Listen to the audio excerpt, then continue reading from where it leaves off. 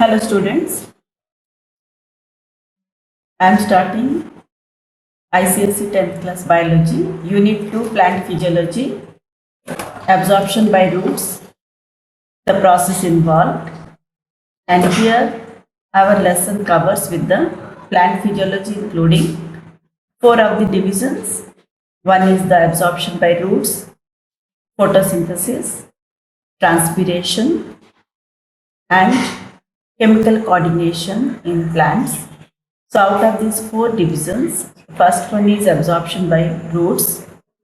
Plant physiology is the branch of biology which deals with the life functions of the plant. It includes the functions of the cells, tissues, organs, organ systems, and organism as a whole.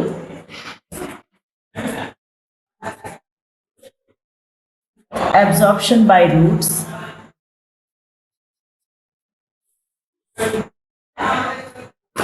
Absorption by the roots, the plants are always having the two of the organs. Number one is the root system, other one is the shoot system. Root system is well fixed with the soil, plant body fixing in the soil and giving the support and also absorbing water and mineral nutrients from the soil and to conduct them into the stem for supplying to the leaves, flowers and fruits. And roots always absorb water and conduct the water, and this water is and minerals are needed for the plants for the different physiological functions. Number one is photosynthesis, number two transpiration, number three transportation, that is translocation, number four is mechanical stiffness, providing the plenty of water, charging with water, and that is always plant body should be turgid in condition, fully distended condition, so that plant can able to be healthy and it can able to maintain its position erect. And minerals are required for the plant absorbed by the roots.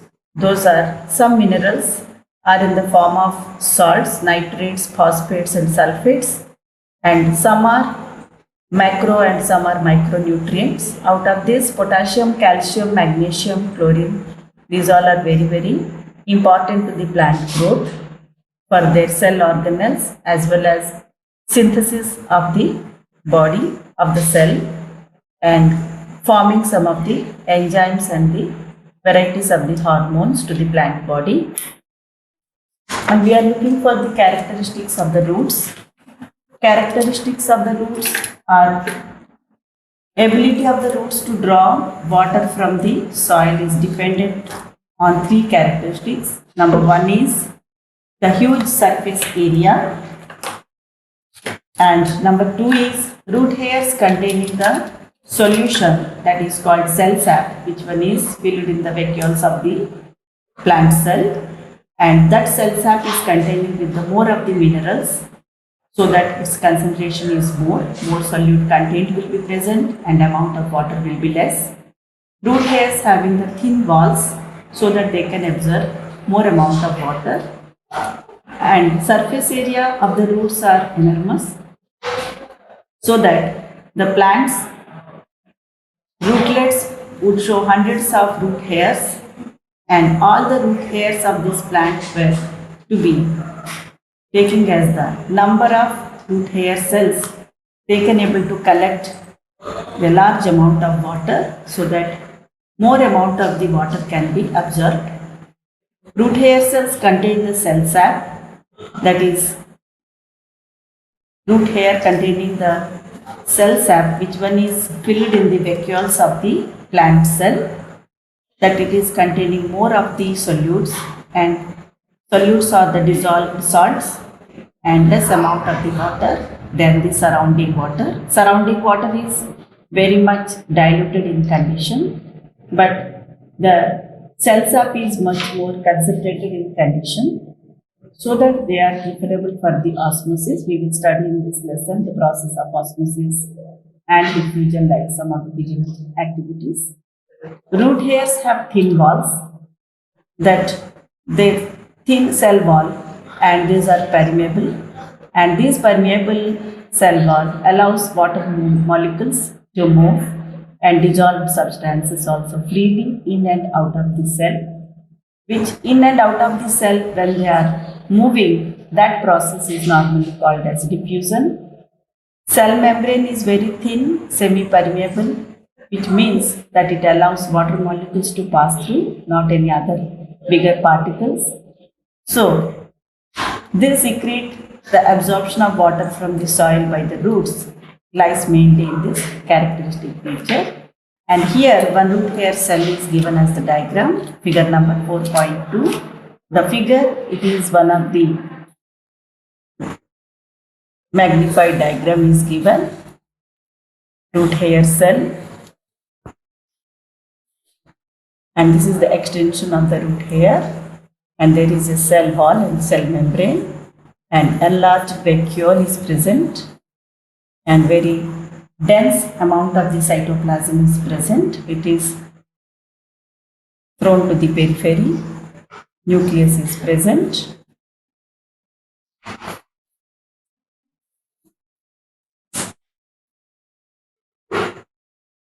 One of the epidermal cell it is, and this is cytoplasm,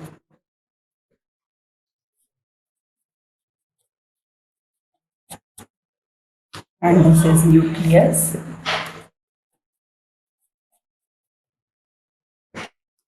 and this is one of the fully grown root hair cell.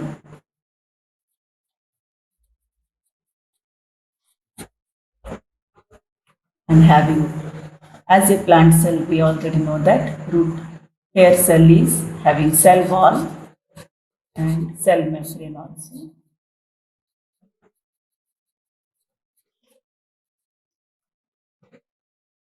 And large vacuole is present. The vacuole is filled with cell sap.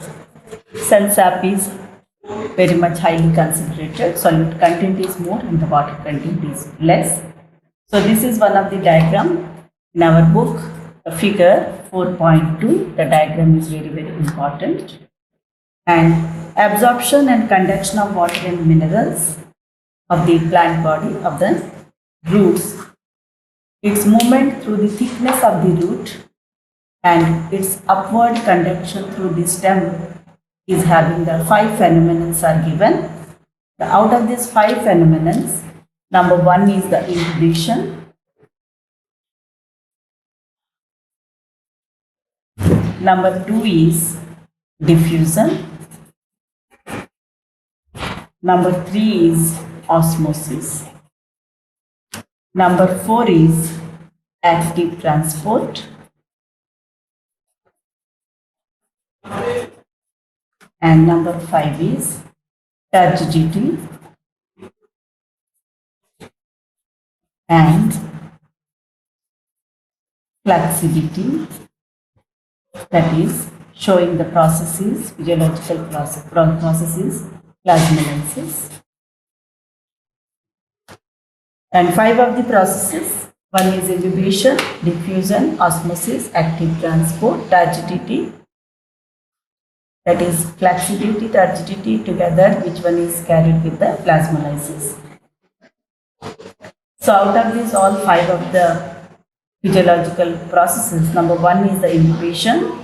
Incubation is always carried in the dry cells, or it is the carried in the wooden doors, dry seeds, and any dry wood it can be able to carry, where the ability of the cells will be dead in condition. Incubation is a phenomenon by which the living or dead plant cells absorb water by the surface attraction. If moisture will be more, then it can be able to absorb the water with the help of the dead cells, and it has the hydrophilic condition of the proteins present, or the proteins or cellulose which one is present in the dead cells of the plant, they can able to collect the more amount of water. Second process is diffusion. Diffusion is a process of the free movement, because the plant cell is having the cell wall which is freely permeable, so that the molecules of the solute, solvent, gas or liquid particles, they can able to move from higher concentration to the region of lower concentration when the two surfaces are very close to each other or in direct contact. So through that, one experiment is given here in the page number 39, 4.3 of the figure. Diffusion of the chemical is used here, that is potassium permanganate crystal, and which is having the, we can able to use that any sugar candy also,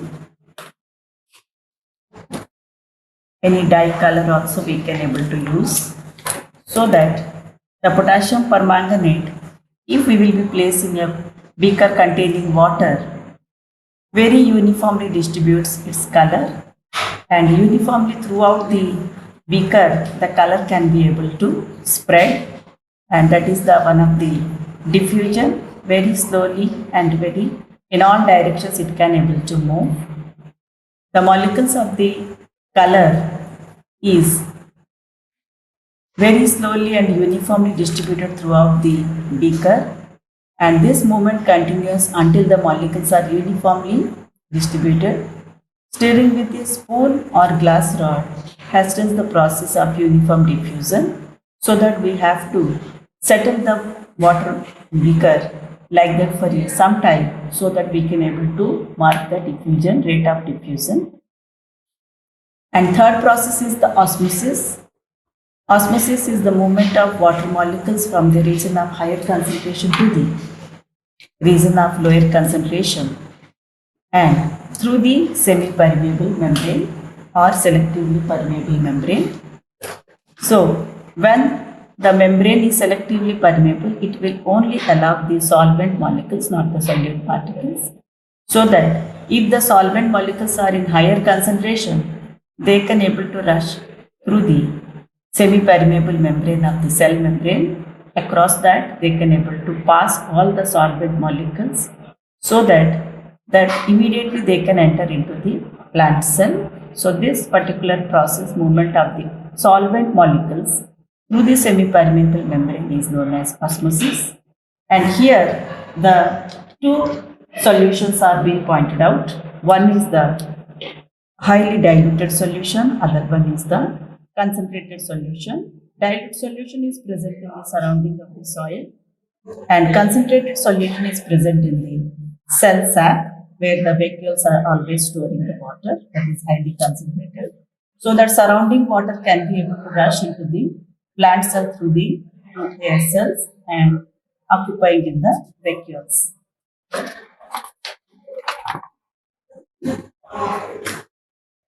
So if the water molecules are entering into the plant cell, then that is known as the endosmosis, entering inward movement of the solvent molecules. If the solvent molecules are moving outward, then it is called as the exosmosis, and that depends upon the dilution and the concentration of the gradation. If both the cases, one is entering inward, that is also osmosis, inward movement endosmosis, and outward movement, that is exosmosis, where the movement of the solvent molecules are more, that molecules, they will move towards the other side where the concentration is more.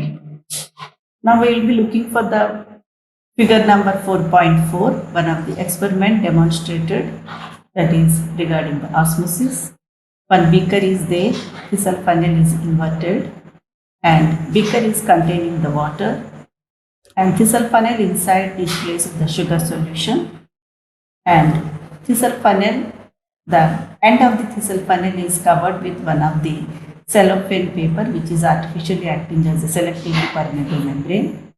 So the experiment is carried for some time. We can able to keep this experimental setup, so that the water is acting as a diluted one, sugar solution is acting as a highly concentrated, so that the water molecules outside, which one is there, that can be able to very gradually entering into the mouth of the Thistle funnel through the cellophane paper, so that this is entering of the water from outside to the inside. So it shows that one of the experiment of osmosis and osmosis proves. So if we want to keep one of the control setup, take another thistle funnel with plain water filled in it and suspend it in the another beaker also containing water. That means if we will take the control setup, both inside the thistle funnel and the beaker also we will take it water, then there is no movement of the solvent molecules, so that it will be combined as a control setup. So no level of water is being collected in the same level of water is maintained in both the cases.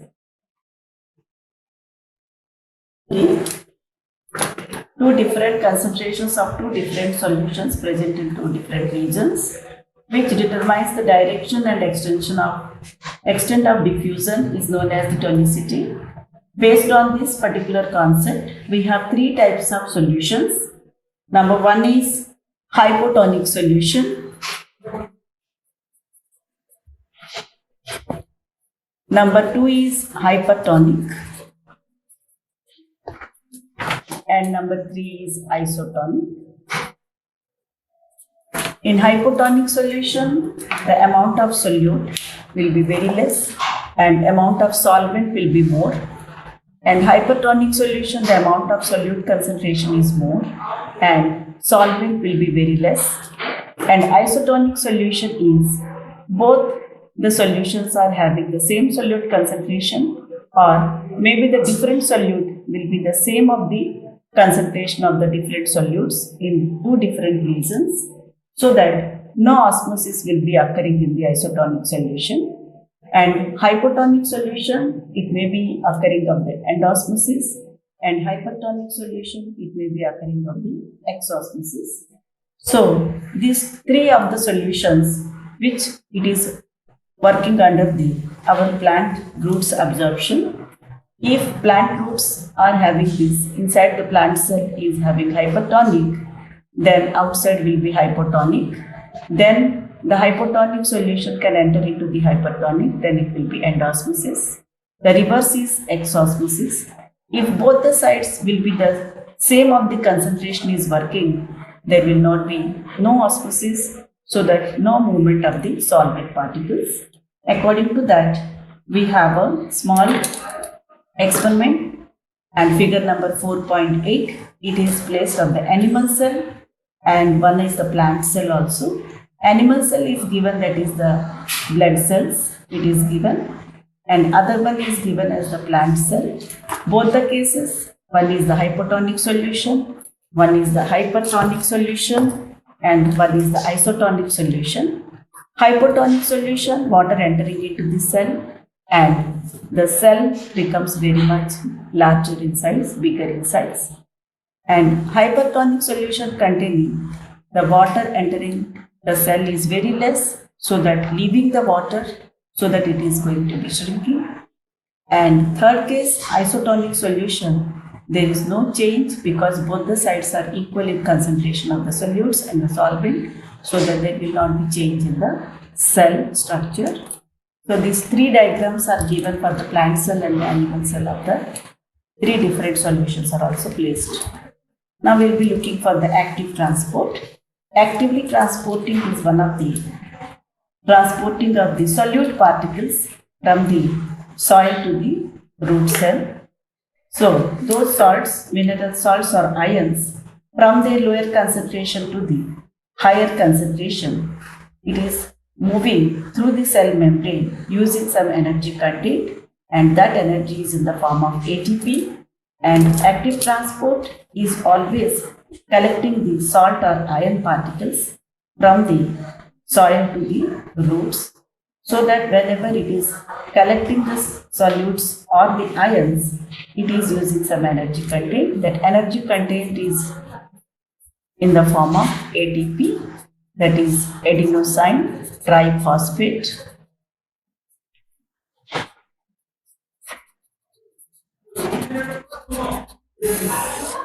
So it is also one of the transport, but it is actively transporting. Activeness means because of the ATP molecules are very much required, and osmosis and diffusion both are called as the passive transport, where the energy is not at all used. Only the solvent molecules can be able to move without using up the energy. Now we will be looking for the turgidity and flaccidity, and the concept is says that when the turgid in condition, that means the plant cell is completely charged with water, and flaccid condition when it is completely leaving the amount of water from the plant cell, so that the plant cell become very much flaccid. So here it is acting with the two of the pressures. One is the Turger pressure, other one is the wall pressure. One is the Turger pressure, the pressure of the cell content of the cell wall is called as the Turger pressure, and the pressure exerted by the cell wall on the cell contents present in the inside the cell, that is called as the wall pressure. Due to these two, the water of the outside surrounding water can able to enter into the plant cell, and from the cell to the cell also the plant can able to pass the water, that is called as cell to cell osmosis also, so that it develops one of the turgid condition. All the cells become healthy and charged with water. Now we will be looking for the plasmolysis.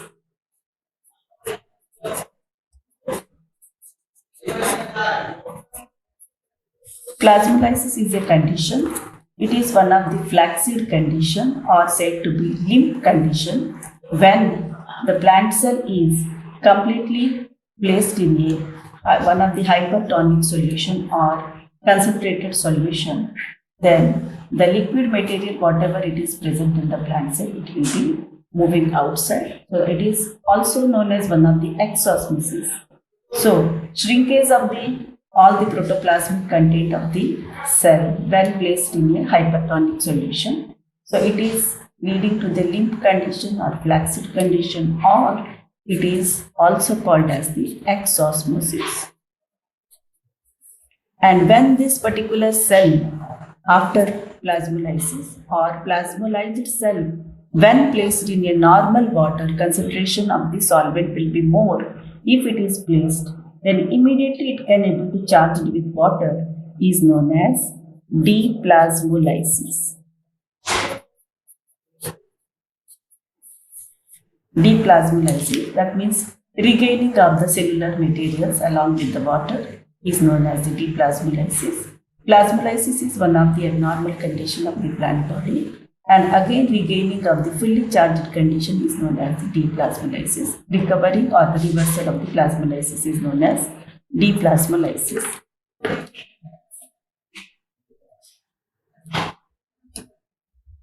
So now we will be looking for the plasmolysis of some of the importance of the plasmolysis day-to-day life also. And when we are adding salt to the pickles, that is killing the bacteria, is one of the practice of the plasmolysis, and it is the application. And weeds can be killed in a playground by sprinkling excessive salts around their base, and gargling of the saline water in a throat infection is also one of the practice of the plasmolysis. These are the different applications of the plasmolysis. So now we will be looking for the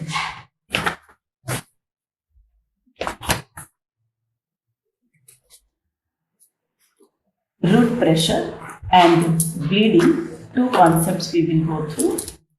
The root pressure is the pressure developed in the roots due to the continued inward movement of the water through the cell-to-cell osmosis. Each and every cell inside the plant root, it can be able to charge in with the water, and through the process of osmosis, which helps in the ascent of sap upward through the stem. And bleeding is one of the mechanical injury of the plant body. Anytime we can able to use any of the tools to cut any parts of the plant body, that is the bleeding. So that the cell sap will be losing out and losing of the cell sap.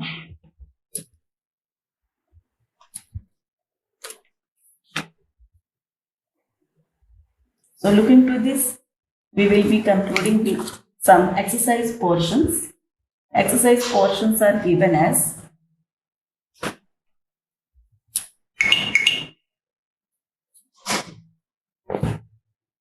we have a review exercise. Questions are there in the page number 51 according to my book. So the multiple choice type questions are given here from 1 to 10. So each question there are 4 options.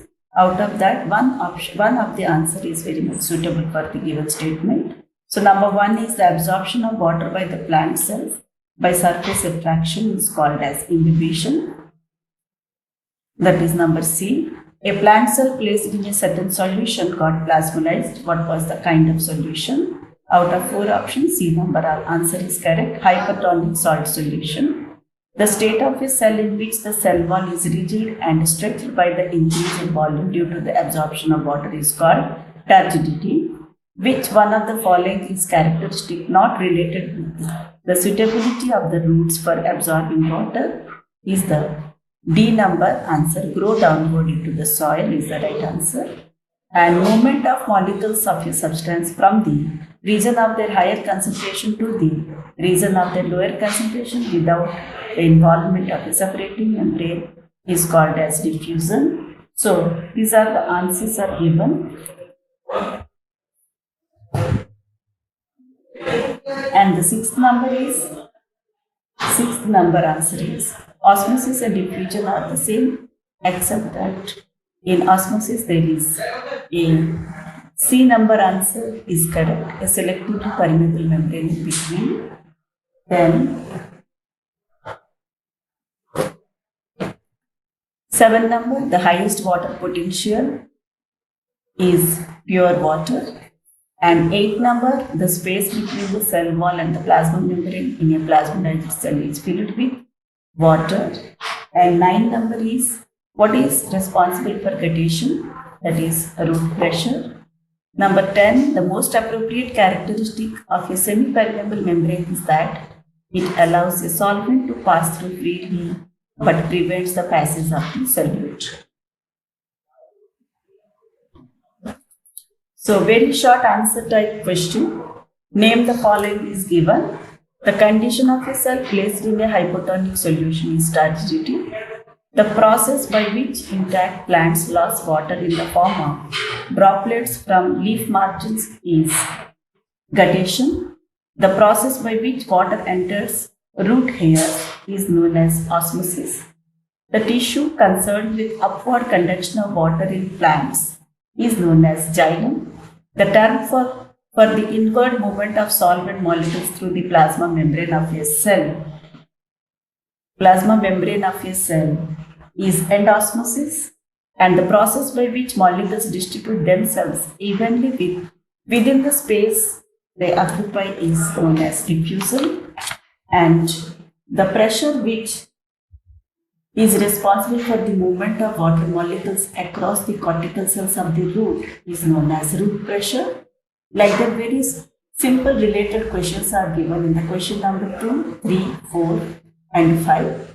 I hope students you all can able to do it very soon, because these are very much options are also given. And short answer type questions, difference is given. Differentiate between the following: plasmolysis, deplasmolysis. We can able to write 2 points for this. One is, the first point is the definition of the plasmolysis and deplasmolysis. And second point of the tonicity of the solutions, which one is used. Plasmolysis, we are using the hypertonic solution, and deplasmolysis, we are using the hypotonic solution. So that is plasmolysis means regaining of the one of the plasmolized cell back to the healthy condition. Target pressure and wall pressure, 1 point of difference, that is the definition you have to write. Guttation and bleeding is also the definition. Guttation is normally occurring, bleeding is one of the mechanical injury. And turgidity, flaccidity, turgid is the completely fully charged with water, flaccidity is the leading to the limping of the cell, or it is exhaust. This is definition of this. So these portions you all can able to do, and the important of the questions from this is the structure and application type of questions. 2 questions I will solve for you, and remaining you can able to do by yourself. And more of the any of the doubts we can able to clarify in the classes. So 2 of the answers from the question, that is E, structured and application skill type questions. The structured application skill type questions, question number E from the book page number 53. The following diagram represents a plant cell after being placed in a strong sugar solution. And here it is given as some guidelines. 1 to 5 indicating the following: cell wall, strong sugar solution, protoplasm, and large vacuole, nucleus, etc. The questions are given here. What is the state of the cell shown in the diagram? We will write that answer is flaccid condition or plasmolized condition. And number B, name the structure which acts as a selectively permeable membrane, that is plasma membrane. Number C, if the cell had been placed in a distilled water instead of strong sugar solution, which feature would not have been seen? That is, we will write plasmolysis. During plasmolysis would not occur and flaccidity would not be seen. That is, protoplasm would not have shrunken away from the cell wall. Name any one feature of this plant cell which is not present in an animal cell. We can write it cell wall. Then the next one, question which one is number 2, it is placed a leaf cell of a water plant was placed in a liquid other than the pond water. After some time, it assumed the shape as shown below. So here it is requiring of the cell is number A. Question is asking if the term for the state of the cell it has acquired, that is flaccid in condition.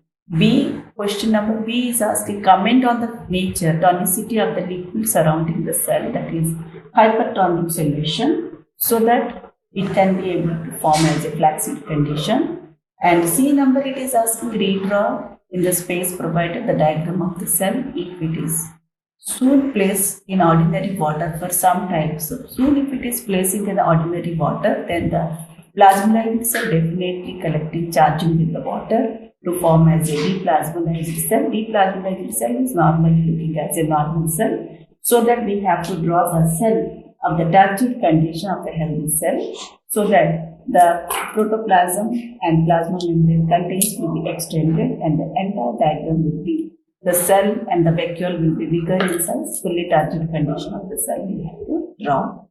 And question number 3, the diagram given below represents an experimental setup to demonstrate a certain process.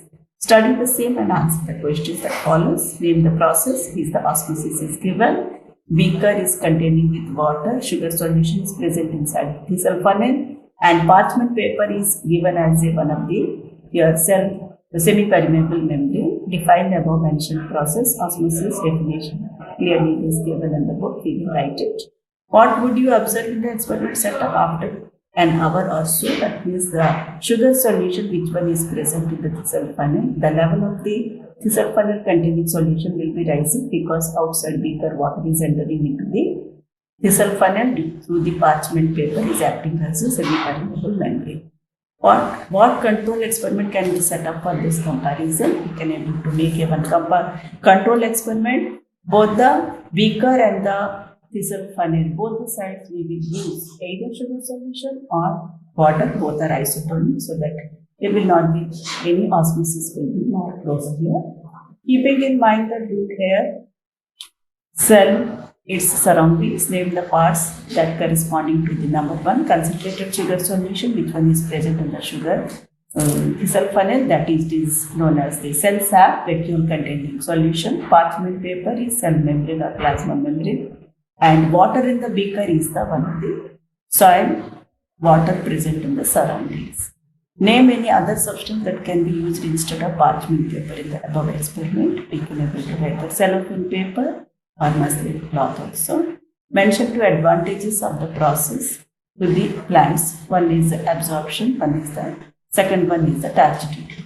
Okay, thank you. And you can able to continue the exercise by looking to these diagrams. And more of the questions you can able to solve by yourself. Thank you all.